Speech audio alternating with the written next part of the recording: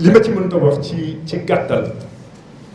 dëgg la am na foo xam ne bokkoon nañ ca waaye am na liggéey boo xam ne du suñu liggéey rapport présentation bi nga xam ne ay fen moo ci nekk ba mën a indi ñu jël pétrole Sénégal jëbbal ko saay-saayu tubaab Samba Boy bu tudd Franck Timis ànd ceeg rakku président de la République muy Aliou Sall rapport de présentation boobu nga xam ne moo mën a indi loolu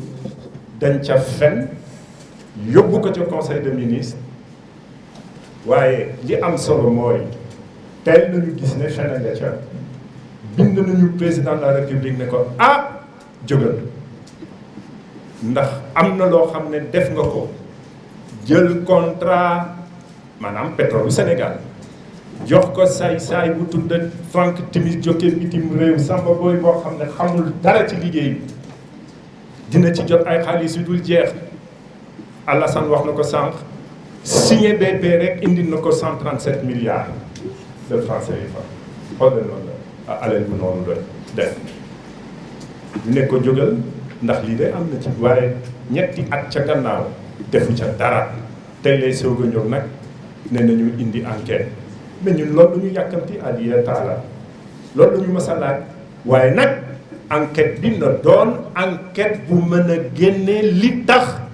ñu jël pétrole ak gazu Sénégal nga xam ne bu fekkee ne Sénégal suba nar na naat ca lay jógee bu fekkee ne coono bi Sénégalais yi nekk mën na wàññeeku ca lay jógee pétrole bii nga xam ne jëbbal nañ ko Franck Timis ak ñi mu àndal dañ ko wax nag mu leer ak ñi mu àndal ndax du moom kenn waaye ñu mën a xam lu tax ñu jox ko moom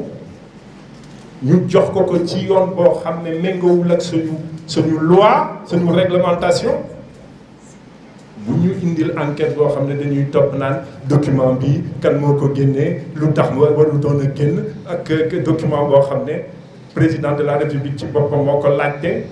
juróom-ñaari at ca gannaaw mu naan di dikkagul ci moom document boobu yéex na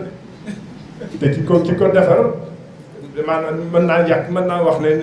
téeméeru mètre doxul digganteem ak bureau président de la république kon yaakaar naa leen leer na bokk naa ca woon ca gouvernement ci kaw oote Pape Sarr wax na ko sànq la patrie avant le parti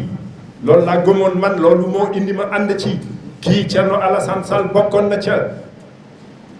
mën naa ko ca lool ndax loolu moom itam la jiitaloon waaye nag ndax nañ ñu dëgg la man de bu ma xamoon ne lii mën na am kon Macky Sall du ma ànd ak moom jamais de la vie bëgg a liggéeyal sama réew moo indi ma nangul ko loolu nangu nekk ci gannaawam nekk premier ministre di ko dimbali ci liggéey bi waaye Macky Sall te taxul ma jóg de jamais de la vie waaye bu ma génnee nag ba gis ne def nañu faux nax conseil des ministres lëm ci kaw lii ma leen di wax bu boobaa dinaa bind wax loolu moom foog moom procureur bu ñu ooyee moom yaakaar naa ne mën naa wax ci tudd ku ne ñun yàkkamti nañu dem ca moom wax ko liñ ci xam waaye bu yéen ñii na ngeen di déglu bu baax liñ soxla mooy haute trahison bi kan moo ko indi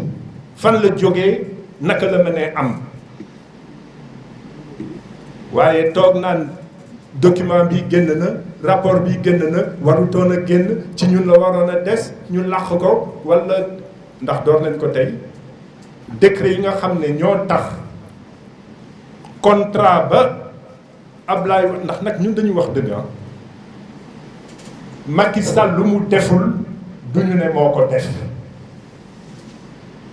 waaye lu mu def dinañ ne moo ko def Ablaye Wade lu mu deful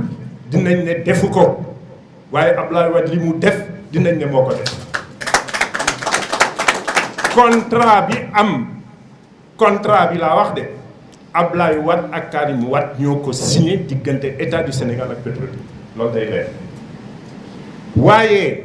décret bi nga xam ne moo mën a tax contrat boobu ñu mën ko jëf Ablaye Wade ak Karim Wade Ablaye Wade sax moo ko war a signé ndax décret la président mooy signé décret xëy na signé na ko loolu am na itam waaye demut li indi contrat bi ñu mën ko liggéey li indi contrat bi indi suñu pétrole dem ca loxo Frank Timis loolu mu ngi jógee ci décret bi Macky Sall signé moom la du keneen am na lu am solo loo xam ne fàtte naa ko wax sax bu leen jaawale nag Abdoul Aziz Mbaye ancien directeur de cabinet du président ak Abdoul Mbaye bokkuñu de loolu am na solo. Je crois que c'est assez lourd.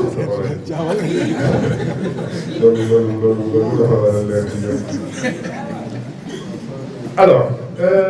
c'est toujours Ali Attala qui pose le problème de la sécurité. On nous menace,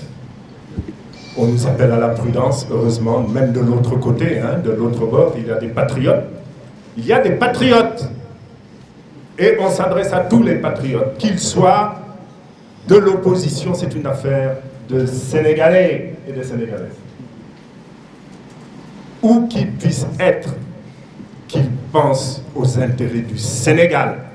qu'ils pensent au futur de notre pays, qu'ils pensent à la jeunesse de ce pays. Mais attention, des contrats sur 40 ans, c'est pas nous hein,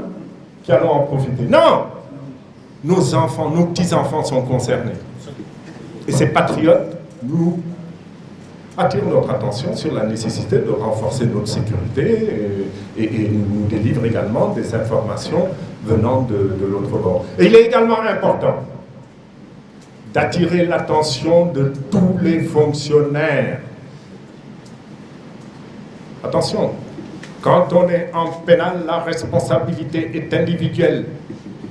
Ceux qui enlèvent des documents du site du journal officiel, ils se mettent en danger. Ceux qui ont présenté les rapports de présentation et ont laissé leur timbre sont en danger. Il faut penser à se protéger soi-même avant de chercher à protéger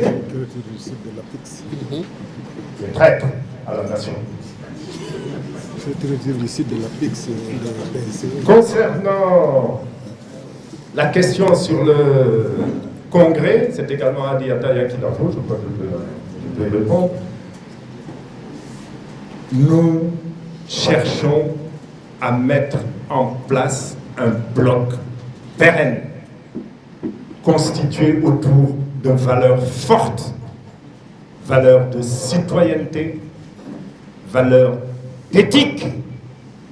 valeurs de vérité, de bonne gouvernance. Et notre vœu, c'est non seulement que ce congrès, ce bloc, dure le plus longtemps possible, mais certains d'entre nous envisagent même la fusion de leurs entités. Ouais, c'est bon. Merci.